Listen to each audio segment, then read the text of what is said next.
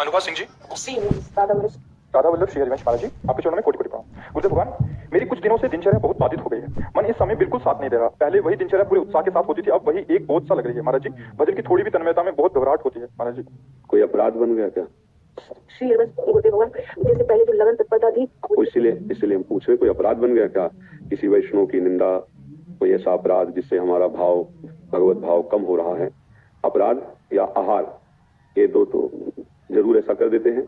यदि ऐसा नहीं तो कभी कभी भक्त के जीवन में कबहू तो थोरो भजन, कबहू हो तो विशाल, मन को धीरज छुटे नहीं, गाहे न दूजी चाल। कभी कभी मना स्थिति ऐसी होती है कि प्रभु में नहीं लगती है, क्योंकि बहुत जन्मों से संसार में लगी रही। मना कष्टान इंद्रियाणि प्रकृतिस्थानि कर्षति, वो घंटा 2 घंटा की बात है। लेकिन अगर बराबर कई दिनों से ऐसा चल रहा है तो फिर भोजन का बहुत 2 दिन 3 दिन रक्त जब तक रहेगा तब तक हो जाए उसका प्रभाव जला भजन करने से, तो फिर वही भाव आ जाता है। लेकिन अपराध जब तक मोचन नहीं होगा तब तक आगे नहीं बढ़ने देता। जैसे संतों की निंदा, वैष्णव की निंदा, या नाम के विषय में सोचना कि, या किसी के प्रति कोई आपराधिक वृत्ति हो जाना, या धर्म विरुद्ध अपने से कोई आचरण हो जाना, इन पर ध्यान देना चाहिए।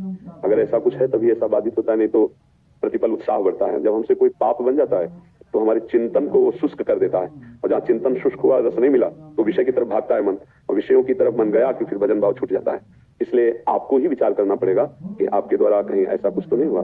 जैसे कल ही एकांतिक के बाद एक सज्जन खड़े हुए और रोने लगे कि जब आपका सत्संग सुना तो हमारे सब जीवन सुधरा और बहुत आध्यात्मिक रुचि बढ़ने लगी।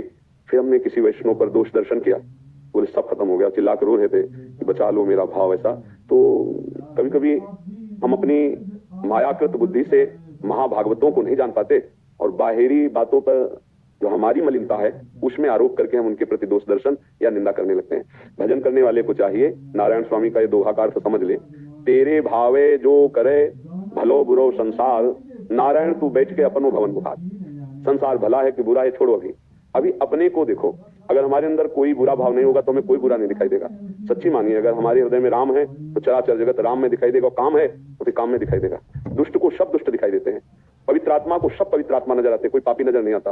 भगवत भाव वाले को सब भगवान नजर आते हैं, ब्रह्म भाव वाले को सब ब्रह्म नजर आते हैं। मायाकृत बुद्धि से जड़ चैतन्य, स्त्री पुरुष, पापी पुण्यात्मा, ऐसा दर्शन होता है।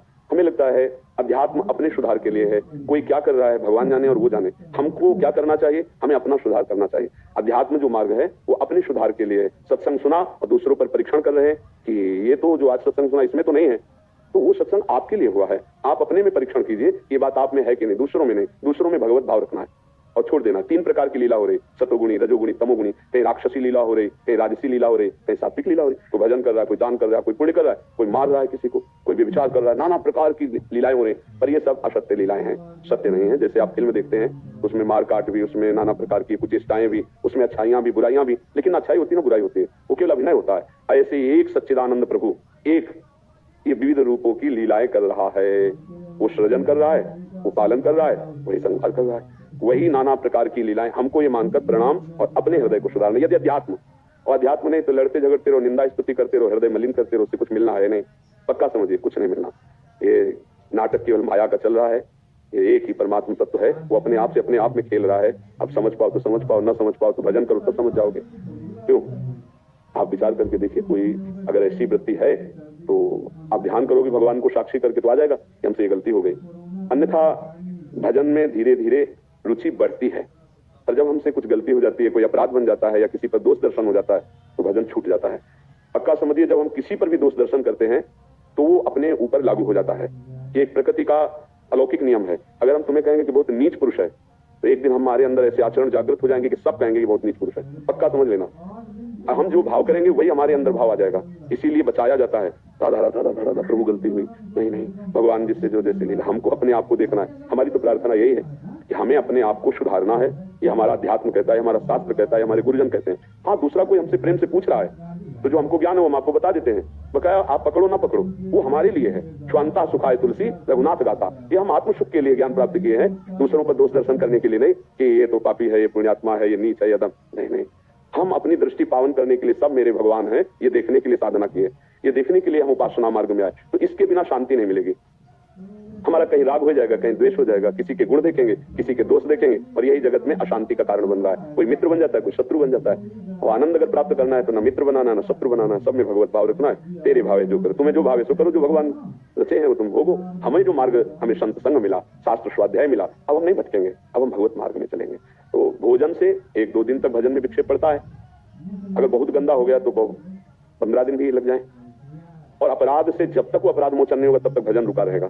इसलिए भक्तन के अपराध से डरपो, ऐसा वाणी जी में लिखा है। भक्तन निंदा अति बुरी भूल करे जिन कोय, कि सुकृत बहुजन्म के छिन में डाले कोई। बहुत जन्मों का पुण्य साधन 1 मिनट में किसी महाभागवत की निंदा कर दी तो सब नष्ट हो जाएंगे। फिर क्या होगा? चिंतन क्रॉस चलने लगेगा, विपरीत हृदय चलने लगेगा, और जिसे आज की भाषा में डिप्रेशन कहते हैं, आप पहुंच जाओगे। परमार्थ की तो बात जाने दो, स्वार्थ लायक भी बुद्धि नहीं रहती है, वो पति रहता है, चिड़चिड़ा स्वभाव हो जाना, भगवान की प्रति श्रद्धा हो जाना, ये सब अपराध के लक्षण है। जैसे लोग भगवान की निंदा करते ना, वो पाप किए हैं, वैसे अपराध किए कि उनकी बुद्धि स्वीकार ही नहीं कर सकती कि भगवान है। अगर स्वीकार कर ले तो मंगल शुरू हो जाए।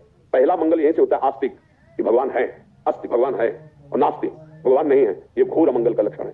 यहीं से दुर्गति प्रारंभ होगी, क्योंकि बहुत पाप हो गया है, हृदय मलिन हो गया, तो भगवान की भी अस्वीकृति हो गई। स्वीकृति में कम से कम इतना तो रहता है कि एक रास्ता बचा रहता है कि मैं बहुत नीच हूं, पामर हूं, प्रभु आप मुझे बचा लो। एक प्रार्थना करने का अवसर तो होता है, लेकिन नास्तिक में वो भी भाव खत्म हो जाता है, तो मतलब पूरी दुर्गति भोगनी है। तो हमें अपने को संभालना है, और जब ऐसी स्थिति हो तो भगवान से प्रार्थना करें और जोर जोर से नाम कीर्तन करें।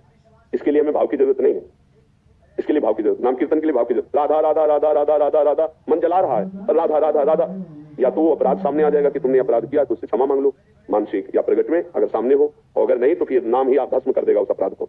इसमें जप नहीं काम कर पाता क्योंकि मन नहीं लगेगा, इसमें कीर्तन काम करेगा, या फिर भजन की इतनी प्रीता हो कि रोकर भगवान से प्रार्थना करे, गलती हो गई हमसे, पता नहीं कहाँ गलती हो, मुझे पता नहीं, हे नाथ क्षमा करो, और मेरा भजन पुनः चलने लगे, तो बड़े कृपालु भगवान है, ऐसा कर देंगे। एक बात करना, वृंदावन में हो तो एक हम शब्द बोल रहे हो, बोल देना, हे वृंदावन धाम, हे प्रिया प्रीतम, संपूर्ण सृष्टि में जो आपके भक्त जन हैं, जाने अनजाने में यदि मेरा किसी से अपराध बन गया हो तो मुझे यह बताओ कि मैं कहाँ जाऊं, किससे प्रार्थना करूं जिसका अपराध बना हो। नहीं, आप क्षमा कर दीजिए, आप क्षमा हृदय से प्रार्थना कीजिए, और फिर आप देखिए ये प्रार्थना करना, बड़े समर्थ है प्रिया प्रीतम, बड़े समर्थ है भगवान, वो कृपा करके क्षमा कर देंगे। हम लोगों से तो त्रुटि होती ही रहती है, बच्चे हैं एक तरह अज्ञानी, सही है, अज्ञानी बच्चे हैं हम उनके सामने, तो हम प्रार्थना करें और नाम कीर्तन करें, इससे ठीक हो जाएगा। आप समझ महाराज जी, आप क्षमा कर दीजिए, क्षमा हो जाए, मतलब गुरुदेव भगवान आप। हाँ, हम तो मन वचन से कभी किसी का हमारे प्रति अपराध बना हो, किसी का भी, तो हम उसे मन वचन से क्षमा करते हैं। कभी उसको दंड न मिले, कभी उसका भाव न बिगड़े, कभी ऐसा नहीं। हमारे हृदय में सबके प्रति वही ममता है जैसे एक विशुद्ध माता के अपने पुत्र के प्रति होती है, सबका मंगल हो, सबका।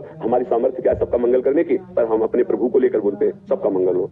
दृष्टि है, हो सकता है किसी की भी दृष्टि चूक जाए तो उसका, तो हमारे प्रति किया हुआ पूरे विश्व में किसी को कोई अपराध न लगे, किसी को कोई दंड न लगे। आपकी क्या बात, किसी को भी न लगे, समझ रहे आप? कोमल जी, यमुनानगर से।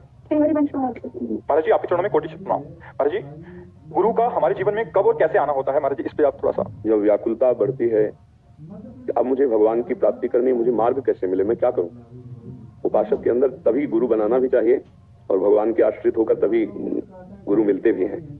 जब अंदर भगवत मार्ग की चाह पैदा हो जाए कि अब हम भगवान की प्राप्ति करें तो कैसे करें, क्या जपें, कैसे चलें, कैसे बचें कि संसार का राग हमको पाप में न लगा दे, हमारे आचरण गंदे ना हो जाएं, कैसे चलें, तो उसके अंदर लगता है कोई तो गाइड करने वाला हो। जैसे आपको वृंदावन का दर्शन करना है, निधिवन, सेवा कुंज, बाके बिहारी, रंग जी, ऐसे, अब कहाँ जाऊं, किससे पूछूं? बोले वहां गाइड मिलते हैं, चले जाइए, वो आपको दिखा देंगे। तो इस संसार की भूल भुलैया से बचाकर सच्चिदानंद भगवान से मिला दे, उन्हीं को गुरुदेव कहते हैं। गुरु का मतलब वही जो संसार से, और ऐसे गुरु कहाँ हैं, कहाँ मिलेंगे, पता नहीं। तो भगवान से प्रार्थना करें कि हे नाथ, आप ही सब गुरुओं के गुरु हो, अब आपको हम कैसे पाएं? गुरुदेव की जरूरत है तो आप आइए गुरुदेव बनकर, या तो मुझे स्वीकार कीजिए या मुझे बुला लीजिए, दो काम होंगे, तो आ जाएंगे आपके घर में, और या भगवान आपको वहां पहुंचा देंगे गुरुदेव के समीप। पर गुरुदेव तभी वर्ण करना चाहिए जब हृदय में भगवान की प्राप्ति की बात आवे। गुरुदेव का संबंध कोई व्यवहारिक नहीं कि जैसे संसार के और संबंध है वैसे गुरुदेव का संबंध। आजकल देखी देखा गुरु बनाया जाता है ना, 4 लोग बना रहे हैं हम भी, ये सब अपराध है, क्योंकि तुम उनकी आज्ञा नहीं पालन करोगे, तुम्हारे अंदर भगवत प्राप्ति की लालसा नहीं है, तो जो नाम मंत्र देंगे उसका महत्व नहीं होगा, उनके विपरीत चलोगे, अपराध बन जाएगा। गुरु तब बनावे जब हमारे अंदर इच्छा हो गई भजन करने की, भगवत मार्ग की। तो अब गुरु बनाने के लिए हम पहले भगवान को गुरु बनाए, कोई सबके गुरु है, वो हमको गुरुदेव से मिला देंगे, पक्का विश्वास करो। ये अपने हृदय की बात कहते हैं। हम क्या जाने कि हमारे कौन गुरुदेव है? विद्यार्थी टीचर की पहचान जान सकता है कि कौन ग्रेजुएट इन 5 में, क्योंकि ग्रेजुएट तो जब जान पाएगा जब उनसे ऊपर हो, वो उनसे ज्यादा पढ़ा लिखा हो, तब समझेगा कि सर ये इनमें से एक ग्रेजुएट है, क्योंकि वो सब ज्ञान रखता है। हम तो ऐसे है नहीं, तो हम सब ज्ञान रखने वाले का पहले आश्रय लेते हैं, वो श्री कृष्ण, वो है भगवान। हे भगवान, आपका हम आश्रय लेते हैं। प्रगट में कहा जाता है गुरु बना के ही भगवत प्राप्ति होती है। चाहे शिवबिरंच सम होई, गुरु बिन भव निधि तरे न कोई। नाथ आ जाओ गुरु के रूप में, या तो हमें बुला लो या आप आ जाओ। आप मिला दो गुरुदेव से, यहाँ बुला के या हमें भेज करके। हमें यही सिद्धांत बहुत अच्छा लगता है कि हम वर्ण करेंगे तो चूक हो सकती है, और भगवान भेजेंगे तो चूक नहीं होगी। और जब हमारा गुरुदेव पर ब्रह्म भाव हो जाए कि साक्षात पर ब्रह्म तस्मै श्री गुरुवे नमः, तब समझे कि हमारा परमार्थ ठीक चले। नहीं तो 4 दिन बाद कोई तुम्हें निंदा करे तुम्हारे गुरुदेव की, तुम्हारे अच्छा ऐसे बस भाव बिगड़ गया।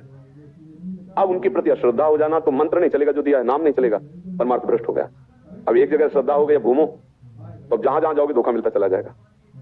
पहले पर ब्रह्म भाव कर ले, गुरु ब्रह्मा गुरु विष्णु गुरुदेव महेश्वरा गुरु साक्षात पर ब्रह्म तस्मै श्री गुरुवे नमः। यदि किसी को अल्पज्ञता के कारण ऐसे गुरु का वर्ण करने का अवसर मिल गया कि जो दंभ और पाखंड से युक्त है, सब रूपों में वही है, अब आपको ये दिखाई दे रहा है कि इनके संग से, इनके आचरण से हमारी श्रद्धा नष्ट हो रही है और गलत है। ऐसा इतना तो सबको साधारण ज्ञान है, भाई ब्रह्म बोध है कि नहीं, ये सब ज्ञान से मतलब नहीं है।